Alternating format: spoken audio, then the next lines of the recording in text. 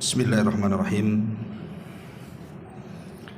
Assalamualaikum warahmatullahi wabarakatuh.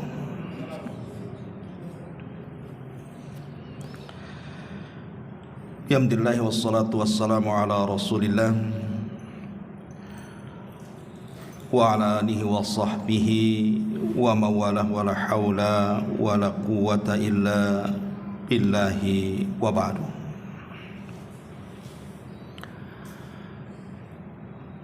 Alhamdulillah, di malam hari ini dengan nikmat Allah Subhanahu wa taala, terutama nikmat Islam, nikmat iman, dan nikmat dapat bermajlis ilmu di Masjid Muhajirin, tentu ini sesuatu perkara yang sangat besar untuk kita syukuri. Kemudian juga yang kedua, salawat dan juga salam kita hadiahkan kepada Rasul kita Nabi besar Muhammad sallallahu alaihi wa ala alihi wasallam. Malam ini kita akan mengkaji satu dari 99 nama-nama Allah Subhanahu wa taala yang sangat penting kita merenungkannya. Apa itu?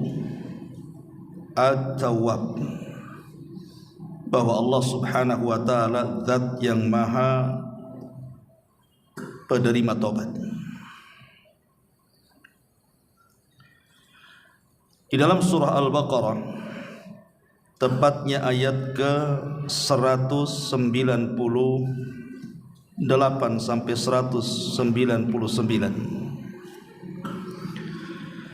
Allah Subhanahu wa taala berfirman ketika bicara soal ibadah haji. Allah Subhanahu wa taala mengatakan, fa idza afadtum min arafatin fadhkurullaha indal masy'aril haram wadhkuruhu kama hadakum wa in kuntum min qablihi laminadh dhalin thumma afidu min haitsu afadun nas wastaghfirullaha innallaha ghafurur rahim. Allah Subhanahu wa taala berfirman, maka apabila kalian telah bertolak dari Arafah, berzikirlah kepada Allah di Masy'aril Haram, dan berzikirlah dengan menyebut nama Allah sebagaimana yang telah ditunjukkannya kepadamu, dan sungguh kamu sebelum itu benar-benar termasuk orang-orang yang sesat. Kemudian bertolaklah kamu dari tempat bertolaknya orang-orang yang banyak di Arafah itu, dan mohonlah ampunan kepada Allah Subhanahu wa taala, karena sesungguhnya Allah Subhanahu wa taala zat yang maha pengampun. Dalam ayat ini Allah Subhanahu wa taala memerintahkan para jemaah haji yang bertolak dari Arafah agar mereka memperbanyak istighfar, meminta ampun kepada Allah Subhanahu wa taala. Pertanyaan pun muncul di sini. Atas dosa apa mereka disuruh istighfar? Bukankah mereka sedang melakukan ibadah? Semua yang dilakukan adalah manasik-manasik haji. Artinya mereka berada di atas ketaatan kepada Allah Subhanahu wa taala. Tapi kenapa Allah Subhanahu wa taala merintahkan para jemaah haji untuk banyak-banyak istighfar? Ma'asyiral muslimin yang dimuliakan Allah Azza wa Jalla, ini pertanyaan harus dijawab. Karena umumnya orang yang bertobat kepada Allah Subhanahu wa taala itu karena dosa yang dilakukannya, bukan karena ketaatan yang dilakukannya. Jawabannya kita akhirkan. Ma'asyiral muslimin yang dimuliakan Allah Azza wa Jalla, kemudian juga disebutkan dalam Suratun Nasr. Suratun Nasr ini turun setelah Hajjatil Wada Nabi sallallahu alaihi wasallam. Ma'ruf ayat yang kita baca. Idza jaa nasrullahi wal fath wa ra'aitan nas yadkhuluna fi dinillahi afwaja fasabbih bihamdi rabbika wastaghfir innahu kana tawwaba. Apabila datang pertolongan dari Allah dan juga kemenangan, dan engkau melihat manusia berbondong-bondong masuk ke dalam agama Allah, maka bertasbihlah dengan memuji Tuhanmu dan mohonlah ampun kepada Rabbmu, karena sungguh Dia zat yang maha penerima taubat. Perhatikan ayat ini. Allah Subhanahu wa ta'ala memerintahkan nabinya setelah mendapatkan kemenangan di perang Badar agar banyak-banyak memuji Allah dengan mengucapkan alhamdulillah, agar banyak-banyak bertasbih kepada Allah dengan mengucap subhanallah, dan agar banyak-banyak beristighfar dengan menyebut astaghfirullah. Pertanyaan kedua pun muncul. Apa yang dilakukan Nabi sallallahu alaihi wasallam sehingga Allah Subhanahu wa taala memerintahkan Rasul untuk memperbanyak istighfar? Apa Rasul melakukan dosa? Apakah Nabi sallallahu alaihi wasallam bermaksiat? Bukankah Allah Subhanahu wa taala mengatakan dalam surah Al-Fatah itu, inna fatahna laka fatham mubina liyaghfira lakallahu ma taqaddama wa ma ta'akhkhar, ma taqaddama bihi wa ma ta'akhkhar. Di dalam surah Al-Fath sini Allah Subhanahu wa taala sudah mengampuni dosa Rasul yang telah, yang sedang dan yang akan datang. Tapi kenapa dalam surah An-Nasr Allah tetap meminta Rasul untuk banyak-banyak istighfar? Bahkan dalam hadis Aisyah ummuna radhiyallahu anha, ketika dia melihat kaki Nabi sallallahu alaihi wasallam pecah-pecah, kemudian Aisyah kasihan dan mengatakan, ya Rasulullah, cukupkan yang wajib saja. Bukankah Allah telah mengampuni dosamu yang telah, yang sedang dan yang akan datang? Tapi Rasul mengatakan, ya Aisyah, afala akunu abdan syakura, salahkah saya menjadi hamba yang bersyukur? Artinya dalam surah Al-Fatah dan juga hadis Aisyah Ummul Mukminin radhiyallahu anha, dosa-dosa Nabi itu sudah diampuni, baik yang telah dilakukannya, yang sedang dilakukannya, bahkan yang belum dilakukannya. Allah sudah ampuni dosa-dosanya. Tapi kenapa Allah memerintahkan dalam surah An-Nasr agar Rasul memperbanyak istighfar, meminta ampun akan dosa apa? Dan betul-betul dilakukan Nabi sallallahu alaihi wasallam kan? Seperti hadis Abu Hurairah radhiyallahu an mengatakan Nabi sallallahu alaihi wasallam itu setiap hari beristighfar paling sedikit 70 sampai 100 kali. Inilah dua pertanyaan yang harus kita jawab. Kenapa orang-orang jemaah haji habis melakukan ketaatan kepada Allah disuruh untuk banyak istighfar? Dan kenapa pula Nabi sallallahu alaihi wasallam yang jelas-jelas diampuni dosa-dosanya pun disuruh untuk memperbanyak istighfar? Ma'asyiral muslimin yang dimuliakan Allah Subhanahu wa taala, kita tahu bahwa bertobat kepada Allah Subhanahu wa taala itu ada dua macam. Bertobat kepada Allah Subhanahu wa taala itu ada dua macam. Yang pertama, bertobat setelah melaksanakan ketaatan kepada Allah Subhanahu wa taala. Kenapa? Kita disuruh setelah melaksanakan ibadah, melaksanakan ketaatan kepada Allah, disuruh untuk memperbanyak taubat.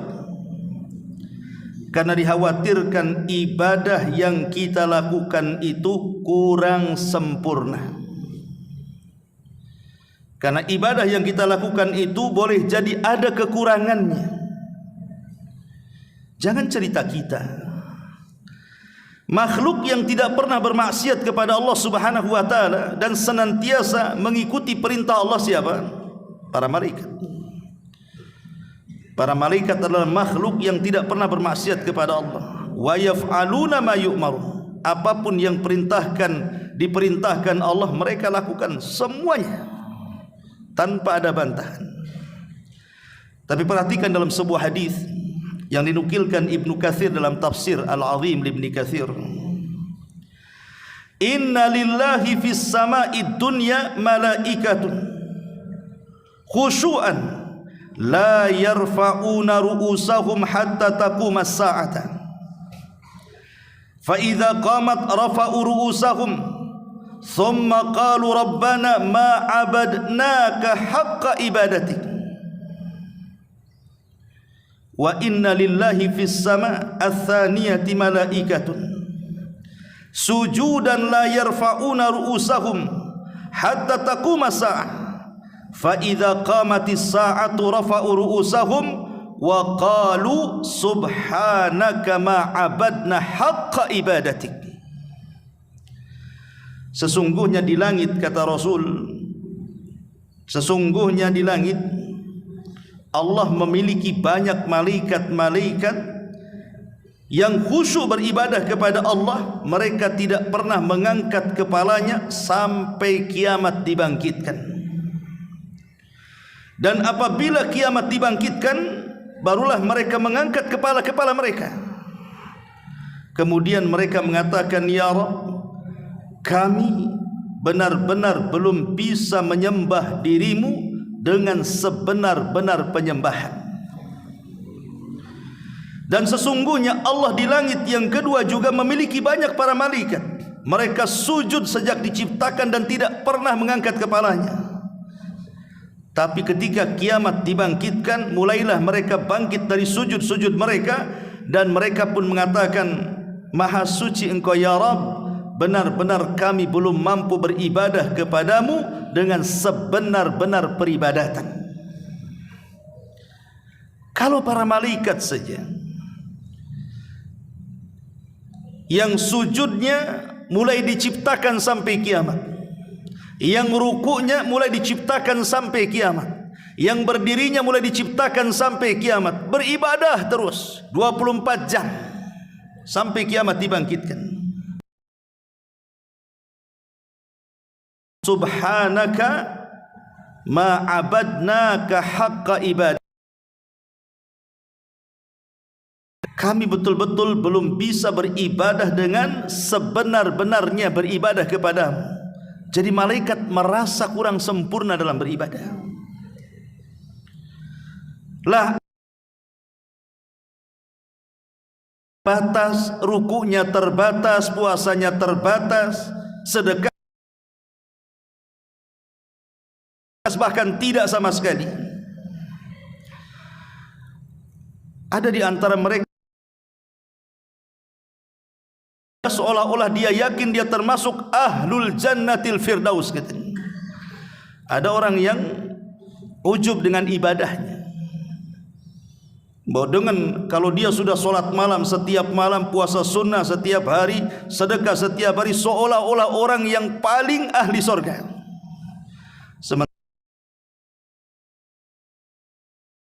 Dan mengatakan, Maha suci Engkau ya Rabb, kami betul-betul belum mampu melakukan ibadah dengan sebenar-benarnya. Maka dari sinilah kemudian pentingnya kita istighfar setelah melaksanakan ketaatan kepada Allah Subhanahu wa taala. Karena boleh jadi dalam ketaatan itu mesti ada kekurangan.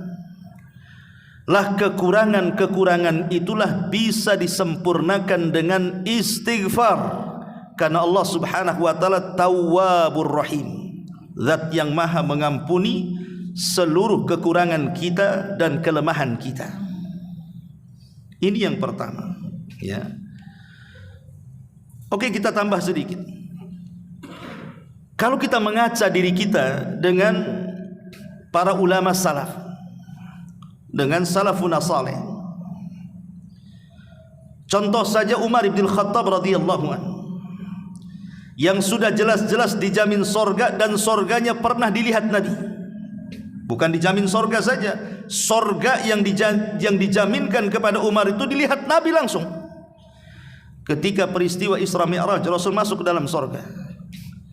Tiba-tiba ditampakkan sorga yang terbuat dari emas yang sangat megah. Kemudian dikatakan, liman hadzal qasr, untuk siapa istana ini? Kata Jibril, li Umar ibnil Khattab radhiyallahu anhu. Jadi jelas bukan hanya jaminan sorga, tapi sorganya pernah dilihat Nabi.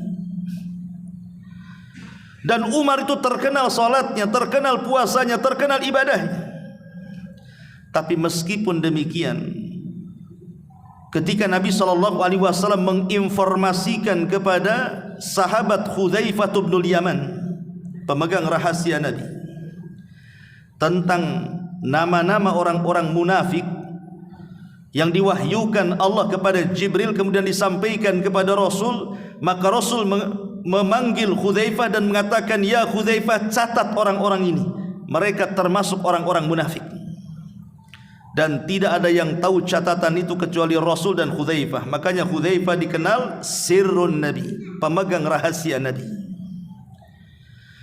Umar bin Khattab radhiyallahu anhu ketika mendengar bahwa Hudzaifah memiliki catatan nama-nama orang munafik, dia datang kepada Hudzaifah, kemudian mengatakan kepada Hudzaifah, anshuduka billah, kata Umar, demi Allah wahai Hudzaifah, bisa enggak engkau menyebutkan nama-nama orang munafik itu? Jangan-jangan aku ada di dalamnya.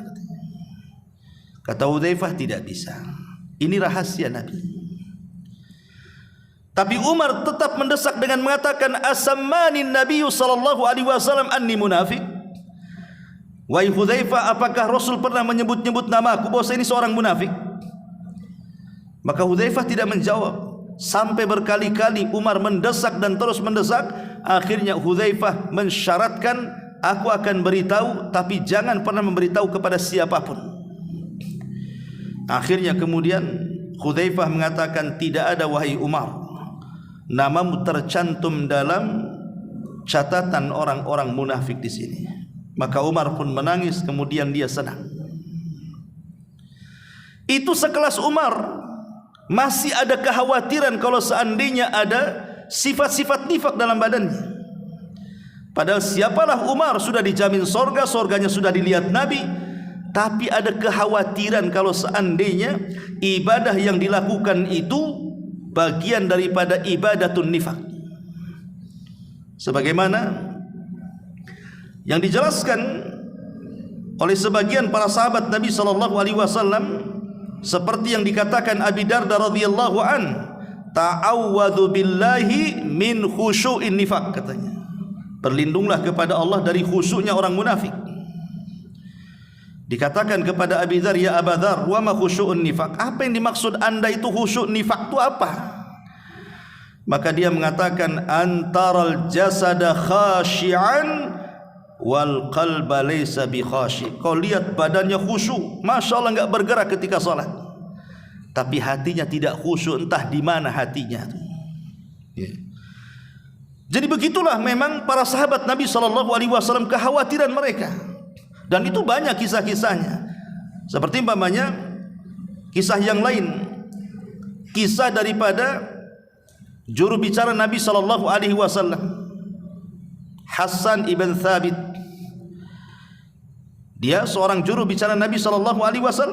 Ketika turun ayat la tarfa'u aswatakum fawqa sautin Nabi, ketika turun, jangan kau angkat suaramu di atas suara Nabi, maka Thabit ibn Qais ini, bukan Hasan, Thabit ibn Qais al-Mushammas namanya, dia takut dengan ayat itu. Jangan-jangan ayat itu mengenai dirinya, karena kalau dia sedang menggantikan Rasul untuk berbicara, suaranya lebih tinggi dibandingkan suara Nabi.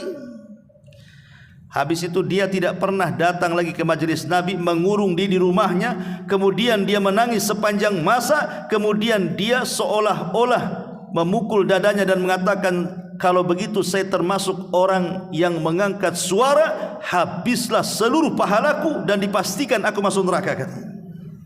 Saking ketakutannya.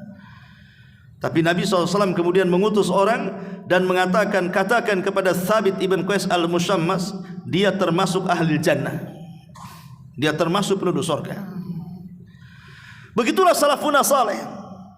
Dengan kekayaan mereka beribadah kepada Allah Subhanahu wa taala, masih juga ketakutan mereka kalau ibadah mereka itu tidak karena Allah. Sementara kita ini, orang-orang yang belakangan ini, sudah ibadahnya kurang, terkadang ujub pula kalau seandainya dia melakukan ibadah seolah-olah dia yakin dia akan termasuk ahlil jannah pula. Lah inilah kemudian kenapa kita disuruh untuk beristighfar, meminta tobat kepada Allah, itu salah satunya adalah meminta ampun kepada Allah setelah ketaatan yang kita lakukan. Karena dikhawatirkan ketaatan itu ada kekurangan atau ada hal-hal yang boleh jadi kurang sempurna. Ini yang pertama. Yang kedua, bertobat dari dosa. Bertobat dari dosa. Kalau tadi bertobat setelah melaksanakan ketaatan, yang sekarang ini, inilah yang kita pahami. Kalau kita disuruh bertobat, artinya bertobat dari dosa. Allah Subhanahu wa taala berfirman dalam surah Al-Imran ayat 135. Walladzina idza fa'alu fahishatan aw zalamu anfusahum dzakarullaha fastaghfaru lidzunubihim wa man yaghfiru dzunuba illallah wa lam yusirru ala ma fa'alu wa hum ya'lamun. Dan juga orang-orang yang apabila mengerjakan perbuatan keji ataupun menganiaya diri-diri mereka sendiri, terjerumus kepada kemaksiatan, lalu mereka ingat akan Allah, lalu memohon ampun terhadap dosa-dosa yang mereka lakukan, dan siapa lagi yang dapat mengampuni dosa selain daripada Allah, dan mereka tidak meneruskan perbuatan kejinya itu sedangkan mereka mengetahuinya. Ayat ini menunjukkan bahwa kita disuruh untuk banyak-banyak bertobat atas dosa yang kita lakukan. Makanya kalau kita lihat salafun saleh, contoh Abu Bakar Siddiq radhiyallahu anhu, dia datang kepada Nabi SAW dan mengatakan, ya Rasulullah, alimni doa ad'u bihi fi salati. Rasul, ajarkan doa untukku agar aku senantiasa aku baca dalam solatku. Maka Rasul SAW mengatakan, katakan wahai Abu Bakar, Allahumma inni zalamtu nafsi zulman katsira wa la yaghfiru dzunuba illa anta faghfir li maghfiratan min indik warhamni innaka antal ghafurur rahim. Ya Allah, sesungguhnya aku telah menzalimi diriku sendiri dengan dosa-dosaku yang banyak, dan aku tahu tidak ada yang bisa mengampuni dosa kecuali Engkau. Maka ampunilah dosaku dan berilah ampunanmu di sisimu, dan rahmati aku karena Engkau zat yang maha pengampun lagi maha pemberi kasih sayang. Kandungan doa Abu Bakar Siddiq radhiyallahu an adalah kandungan i'tirafu dzambi, bahwa kita harus senantiasa mengakui dosa-dosa kita. Jangan sombong. Kalau ada orang yang mengatakan saya tidak pernah berbuat dosa, kadzabtum, dusta Anda ini. Tidak ada manusia yang tidak lepas dari dosa. Siapa? Tidak ada manusia yang tidak lepas dari dosa. Jangan katakan saya tidak pernah melakukan dosa. Kita ini setiap hari melakukan dosa. Entah mata kita, telinga kita, lisan kita, hidung kita, badan kita, tangan kita, kaki kita. Karena Rasul yang mengatakan kullu bani Adam khatta'un wa khairul khatta'ina tawwabun. Setiap anak Adam itu pasti melakukan dosa. Pasti melakukan dosa, tidak mungkin tidak melakukan dosa. Tetapi sebaik-baik orang yang melakukan dosa adalah tawwab, yang segera melakukan tobat kepada Allah Subhanahu wa taala. Ma'asyiral muslimin yang dimuliakan Allah Azza wa Jalla, dari uraian-uraian di sini, kenapa kita disuruh untuk beristighfar, meminta ampun kepada Allah, baik dalam kekurangan ibadah kita ataupun dalam dosa-dosa yang kita lakukan? Karena Allah memiliki nama At-Tawwab, zat yang maha mengampuni. Ma'asyiral muslimin yang dimuliakan Allah Subhanahu wa taala, pertanyaan, kenapa Allah Subhanahu wa taala menciptakan iblis? Kenapa Allah Subhanahu wa taala menciptakan iblis? Bukankah iblis itu jahat? Dia goda seluruh Bani Adam untuk mengikuti dia agar masuk ke dalam jahanam. Gimana tidak jahat? Dia mengajak kita ke neraka. Yang kedua, kenapa Allah Subhanahu wa taala menciptakan hawa nafsu? Bukankah Allah yang mengatakan wa innan nafsa la ammaratun bisu? Sesungguhnya hawa nafsu itu selalu memerintahkan kita kepada keburukan. Betapa banyak gara-gara hawa nafsu yang menguasai kita, kita berlaku zalim kepada orang, menghilangkan nyawa manusia, mengambil dan merampas hak manusia, menzalimi manusia, itu gara-gara dorongan hawa nafsu itu. Kemudian yang ketiga, kenapa Allah Subhanahu wa taala menciptakan keburukan? Menciptakan maksiat, menciptakan kemungkaran. Kenapa coba? Maka jawabannya untuk mewujudkan bahwa Allah Subhanahu wa taala zat yang maha tawwab, yang maha pengampun akan dosa-dosa hambanya. Sebab kalau tidak ada iblis, tidak ada hawa nafsu, tidak ada keburukan yang Allah Subhanahu wa taala ciptakan, dari mana manusia melakukan keburukan? Dorongan keburukan itu kan karena kalau tidak hawa nafsu, di belakangnya iblis. Dari iblislah muncul syubhat, dari hawa nafsulah muncul syahwat. Akhirnya terjerumus kepada keburukan, maksiat dan kemungkaran. Kalau seandainya tidak ada ini semuanya, lalu atas dosa apa kita bertobat kepada Allah Azza wa Jalla? Lah untuk mewujudkan bahwa Allah Subhanahu wa taala tawwab, bahwa dia zat yang maha pengampun, diciptakanlah ini iblis, hawa nafsu dan keburukan-keburukan tadi. Ma'asyiral muslimin yang dimuliakan Allah Azza wa Jalla. Sebab kalau Allah Subhanahu wa taala mau nih menjadikan seluruh bangsa manusia dan jin seperti malaikat, tidak mustahil bagi Allah. Mudah bagi Allah itu. Menjadikan manusia semuanya muslim, tidak ada Yahudi, tidak ada Majusi, tidak ada Nasrani, tidak ada Hindu, Buddha, semua muslim. Bagi Allah itu sanggup. Innallaha ala kulli syai'in qadir. Kalau Allah mau, Allah jadikan manusia satu hati, semua beribadah kepada Allah Azza wa Jalla.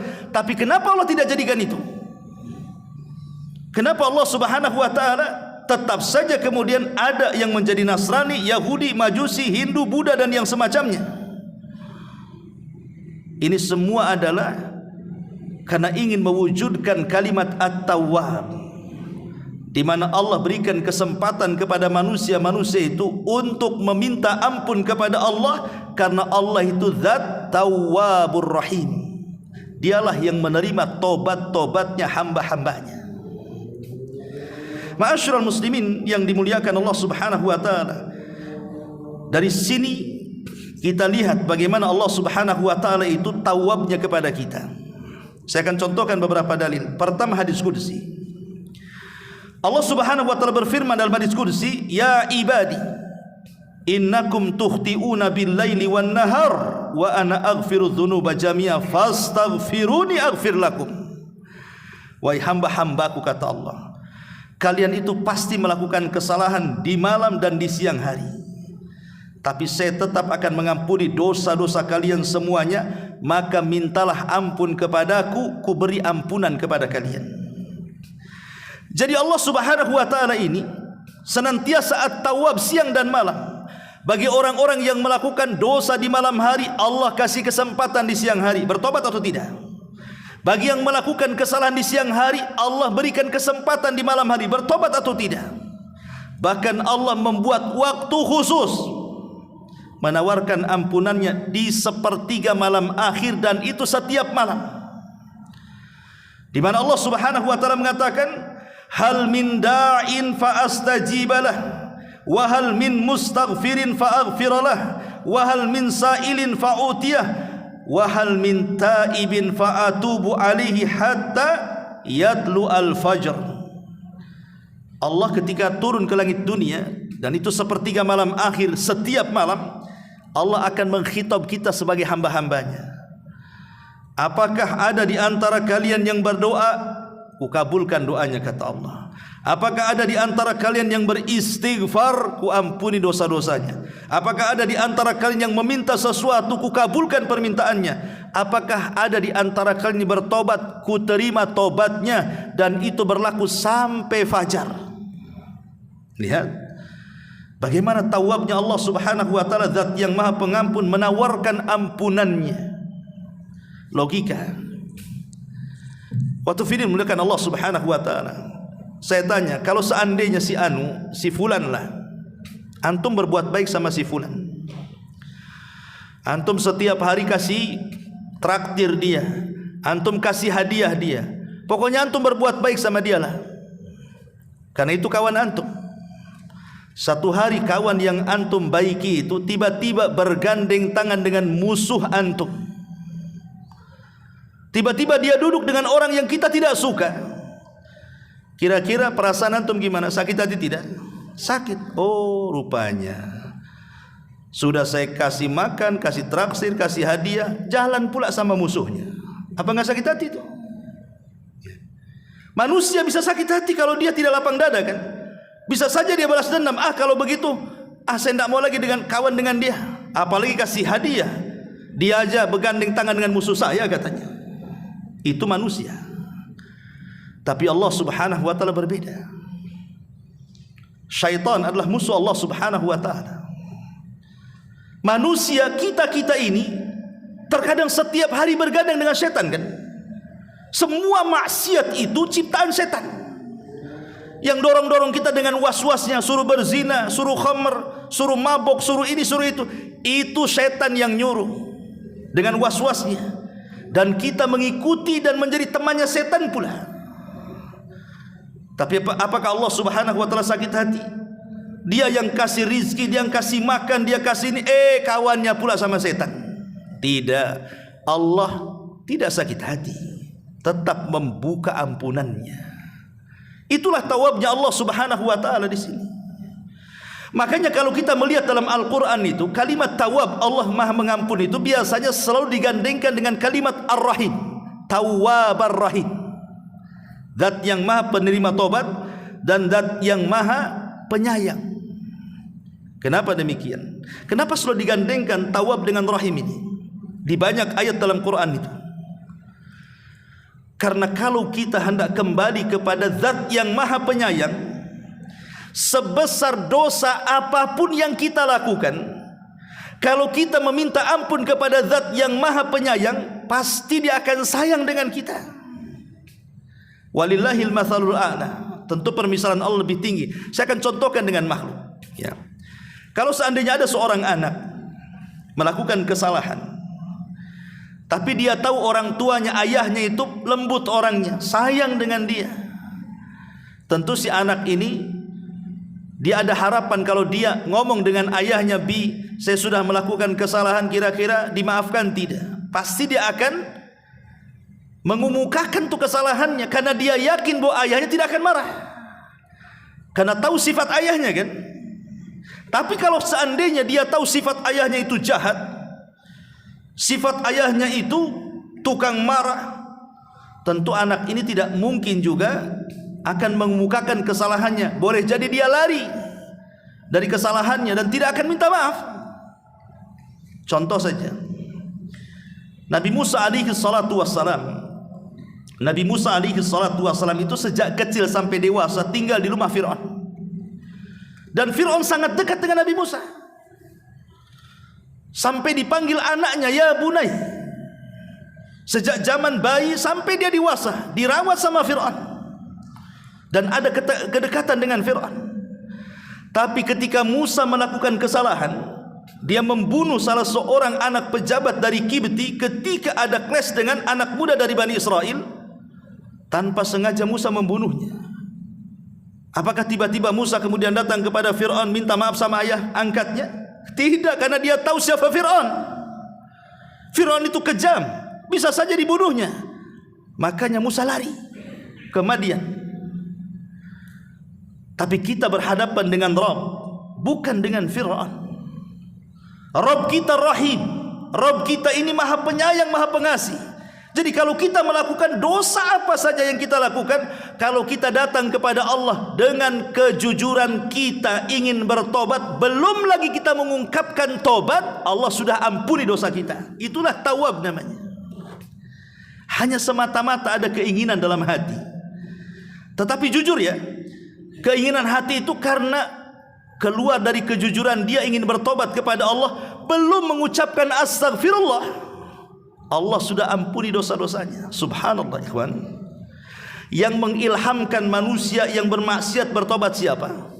Allah. Allah yang mengilhamkan dia supaya dia tobat. Akhirnya dia pun kepikiran, oh harus bertobat saya ini.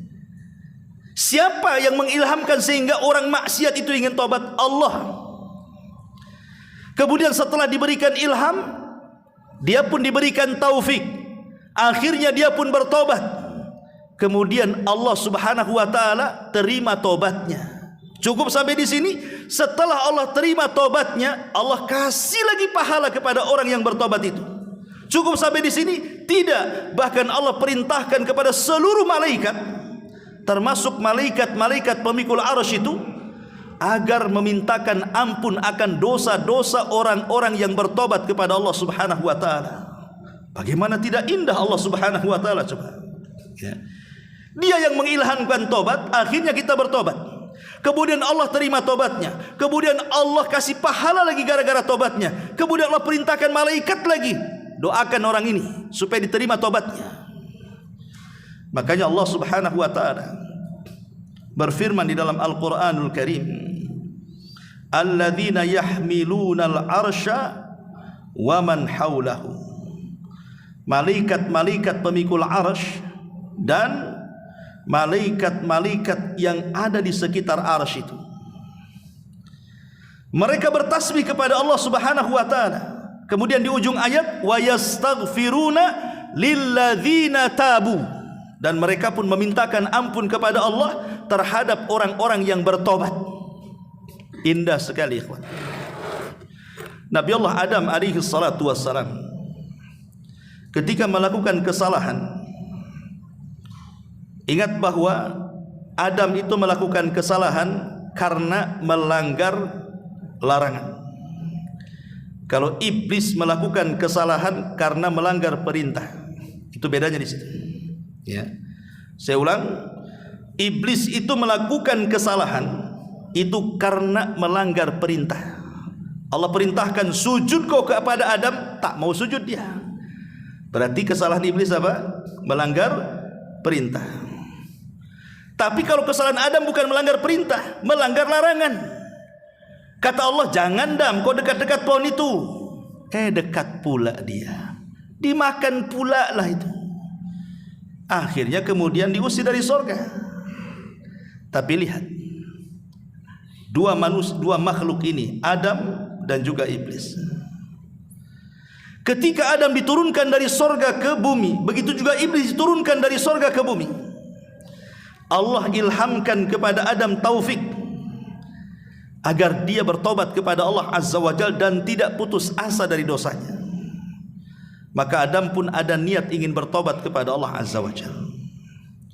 Ketika Adam ada niat untuk bertobat, Allah ajarkan bagaimana cara tobatnya. Fatalaqa Adamu min rabbihil kalimat. Maka Allah ajarkan kepada Adam beberapa kalimat. Ahli tafsir mengatakan maksud kalimat di sini adalah Rabbana zalamna anfusana wa illam taghfir lana wa tarhamna lanakunanna minal khasirin. Inilah yang pertama kali diajarkan kepada Adam, dan inilah kalimat yang pertama kali diucap di bumi. Maka setelah kemudian Adam pun diajarkan kalimat ini, Adam pun mengucapkannya. Rabbana zalamna, ya Rabb kami sudah menzalimi diri kami. Rabbana zalamna anfusana wa illam taghfir lana, kalau engkau tidak mengampuni kami, kata Adam, wa tarhamna, dan tidak memberikan rahmat kepada kami, lanakunanna minal khasirin, tentu kami termasuk makhluk yang rugi. Ketika Adam kemudian mengucapkan kalimat yang diajarkan Allah, cara tobat ini, fataba alaihi, Adam pun diampuni dosa-dosanya. Setelah diampuni dosa-dosanya, Allah angkat derajatnya lebih tinggi dibandingkan ketika dia di surga. Tapi si iblis justru tidak ada niat dia bertobat. Yang ada dia menyalahkan Allah dan mengatakan fabima aghwaitani, karena engkau yang sudah menyesatkan aku. Lihat, dia menuduh Allah yang menyesatkannya, padahal dia sesat sendiri si iblis itu. Tapi dia mengatakan fabima aghwaitani, karena engkau sudah menyesatkan aku. Enak saja iblis ngomong begitu. Engkau yang mau sesat, nuwallihi ma tawalla, karena engkau mau sesat Allah sesatkan, bukan Allah yang menyesatkan. Maka iblis pun putus asa, makanya disebut iblis. Iblis itu makhluk yang berputus asa. Dari sini kita tahu bahwa tarkul amri asyaddu min irtikabin nahi. Ada kaedah yang baku di kalangan para ulama, meninggalkan perintah itu lebih besar dosanya dibandingkan melakukan yang dilarang. Kenapa demikian? Karena meninggalkan perintah dosanya si iblis, tapi melanggar larangan dosanya Adam. Dan meninggalkan perintah itu lebih besar dosanya dibandingkan melakukan yang diharamkan.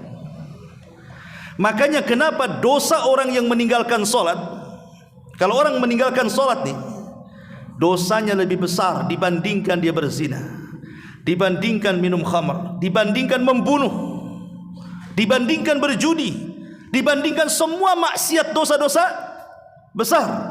Kenapa? Karena meninggalkan solat itu dia meninggalkan perintah. Kata Allah, solat kamu, aqimus solat, dirikan solat. Tak mau solat pula dia. Tetapi orang yang berzina itu Allah katakan wala taqrabuz zina, jangan kau dekat-dekat. Dilarangan di sini, dekat pula dengan zina. Makanya meninggalkan perintah hati-hati.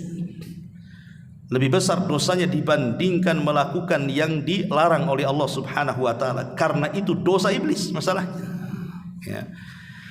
Dari sini ikhwatul fillah muliakan Allah Azza wa Jalla, bagaimana Allah Subhanahu wa taala mengajarkan kepada Adam bagaimana cara tobat, kemudian dia bertobat, kemudian dapat taufik, Allah terima tobatnya, Allah angkat derajatnya. Itulah At-Tawwab namanya. Allah zat yang maha pengampun. Ma'asyiral muslimin yang dimuliakan Allah Subhanahu wa taala. Setelah kita tahu secara global apa itu makna At-Tawwab, bahwa Allah zat yang maha pengampun, maka asar keimanannya adalah kalau kita sudah tahu Allah zat yang maha pengampun, maka mintalah ampun kepada Allah, karena seberapa besar dosa yang kita lakukan, maka Allah pasti akan mengampuni dosa-dosa kita. Karena kita dilarang untuk al-qunut min rahmatillah. Tidak boleh putus asa dari rahmat Allah Subhanahu wa taala. Karena putus asa dari rahmat Allah lebih besar dosanya dibandingkan dosanya. Karena putus asa itulah yang menghalangi orang bertobat, itu masalahnya. Makanya lebih besar dosa orang yang berputus asa dibandingkan maksiat yang dilakukannya.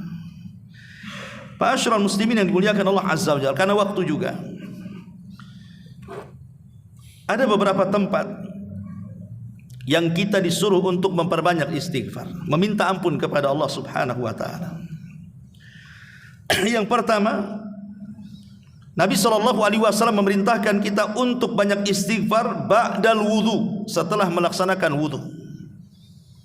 Tadi saya sudah jelaskan, buat apa istighfar setelah wudu? Bukankah wudu ibadah? Kecuali kalau wudu maksiat. Wudu kan ibadah, masa istighfar setelah ibadah? Ya, karena tadi saya sudah katakan bahwa ibadah kita ini terkadang ada kekurangan, kurang sempurna. Makanya kita disuruh istighfar untuk menyempurnakannya. Lah salah satunya istighfar setelah berwudu. Nabi SAW mengatakan, "Man tawadda'a faqala subhanakallahumma wa bihamdika asyhadu an la ilaha illa anta astaghfiruka wa atubu ilaik. Kutiba fi rikin thumma ju'ila fi tabin thumma yuksaru ila yaumil qiyamah." Kata Nabi SAW, barang siapa yang berwudu kemudian mengucapkan subhanakallahumma, maha suci engkau ya Rabb, wa bihamdika, dan terpujilah engkau ya Rabb, asyhadu an la ilaha illa anta, aku bersaksi tidak ada sembahan yang berhak disembah kecuali engkau, astaghfiruka. Di sini ada syahidnya, kita disuruh untuk istighfar setelah wudu. Ini yang pertama. Yang kedua, ketika masuk masjid. Ketika masuk masjid, kita disuruh untuk banyak-banyak beristighfar. Kata Nabi SAW, "Idza dakhalal masjid," apabila masuk ke dalam masjid, maka bacalah, "Rabbighfirli dzunubi waftah li abwaaba rahmatik." Ya Rabb, ampuni dosa-dosaku dan bukalah pintu-pintu rahmat-Mu. Kemudian yang ketiga, istighfar setelah solat. Makanya saya nasihatkan, kalau setelah solat wajib, jangan baca yang lain, tapi bacalah istighfar dulu. Kalaupun kita tidak ada waktu untuk wirid, untuk berzikir, tapi jangan tinggalkan istighfar. Setelah salam, assalamualaikum warahmatullah, assalamualaikum warahmatullah, langsung astagfirullahaladzim, astagfirullahaladzim, astagfirullah. Kemudian pergi. Kalaupun memang tidak ada waktu. Kalau ada waktu, alhamdulillah, semua wirid kita bacakan begitu. Lah faedahnya kata para ulama tadi, karena tidak ada orang solat itu mesti ada kekurangan di situ. Tidak mungkin orang ketika solat itu 100% dia itu sempurna, tidak ada. Boleh jadi dia melamun, boleh jadi kurang khusyuk, boleh jadi kurang tumanina, dan begitu seterusnya. Maka kita bisa menyempurnakan dengan istighfar 3 kali setelah solat. Kemudian juga yang keempat, istighfar setelah haji tadi yang saya sebutkan, setelah datang dari Arafah, sebagaimana surah Al-Baqarah 199 tadi. Kemudian yang kelima, istighfar indan naum. Ini lebih penting lagi, ketika hendak tidur. Kenapa kita harus istighfar hendak tidur? Karena kita tidak tahu apakah besok kita akan bangun. Jangan-jangan tak bangun lagi, atau dihantar pula ke kuburan. Makanya kemudian Nabi SAW mengatakan, "Man qala hina ya'wi ila firashi," barang siapa yang berkata ketika dia menuju pembaringannya, "Astaghfirullah alladzi la ilaha illahu al-hayyul qayyum wa atubu ilaihi 3 marrat, ghafarallahu dzunubahu wa in kana mithla zabadil bahri." Barang siapa yang mengucapkan sebelum tidur, "Astaghfirullah alladzi la ilaha illahu al-hayyul qayyum wa atubu ilaihi," maka Allah akan gugurkan dosanya. Maksudnya dibaca 3 kali, Allah akan gugurkan dosanya walaupun jumlah dosanya sebanyak buih yang ada di lautan, kata Nabi. Kemudian yang keenam, tentu waktu yang sangat tepat istighfar adalah di sepertiga malam akhir.